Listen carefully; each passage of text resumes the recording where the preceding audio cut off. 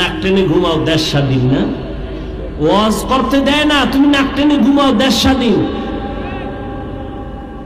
মুসলমান স্বাধীন বলবে ওই দিন যেদিন ইসলামের স্বাধীন হবে। মুসলমান স্বাধীন বলবে ওই দিন যেদিন দেশের মাদ্রাসা মসজিদের কমিটিতে কোনো বেনামাজি থাকবে না।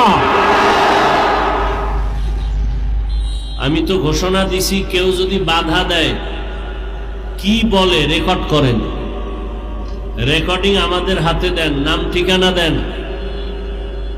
আমাদের আন্দোলন থেমে যায় নাই, মুসলমানের আন্দোলন জালেমের বিরুদ্ধে বারবার চলবে। আমারে জানাইতা মাহফিলে বাধা দেয় কে? মাহফিল ওই রোডে হবে, কে বাধা দেওয়ার চেহারাটা আমাকে দেখাও।